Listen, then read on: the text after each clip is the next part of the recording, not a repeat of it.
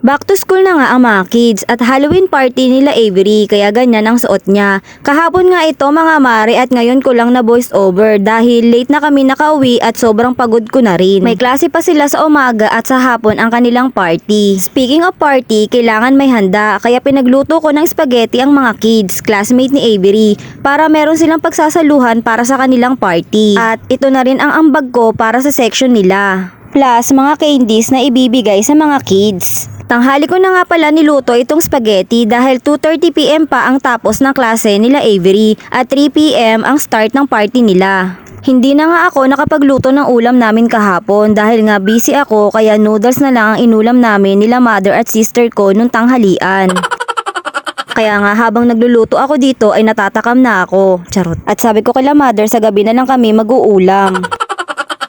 Para tipid dahil sa gabi ay hindi naman na ako masyado kumakain pati na rin yung kapatid ko.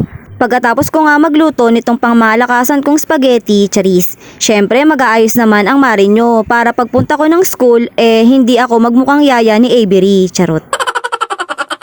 Hindi naman ako marunong mag-makeup kaya konting kilay lang at lipstick ay ayos na ako. Nyos ko sa sobrang busy ko nga hindi ko pa napansin na meron palang damit na nakasampay sa balikat ko. Huli na nang makita ko at mahaba na ang na-video ko, charis. Kung kailang matatapos na ako ay tsaka ko lang natanggal yung damit. Ano ba naman itong pimples ko nagsusumigaw na dito sa pagmumukha ko. Sino ba pwede mag-sponsor ng skincare dyan, charis? Syempre, naglagay din ako ng kaunting powder para naman hindi oily ang face ko at hindi halatang kagagaling ko lang sa pagluluto. Patawa-tawa pa pero pagod na yan, charis. Yung buhok ko ay tinrintas ko na lang at nagsuot ako ng cap at ready na ako pumunta ng school. Nag-service na nga ako ng tricycle papuntang school dahil mabigat yung dala kong spaghetti. Pagkarating ko nga sa room nila Avery, hinintay ko lang matapos ang klase nila, sabay inayusan ko na rin siya, which nga pala ang costume niya. First time ni Avery ang ganitong event sa school nila dahil last year ay hindi naman siya nakasali rito. Kaya ang bata ay excited sa party nila. Minake-upan ko lang siya dyan ng very light. Tignan nyo naman ang bata, tuwang-tuwa sa kanyang damit. At may paikot-ikot pa nga. At may pa-dance number pa, charis. Sige anak, hataw mo pa. After nga nila maayusan ay pinapila na rin sila sa labas ng room nila dahil meron pa pala silang parada.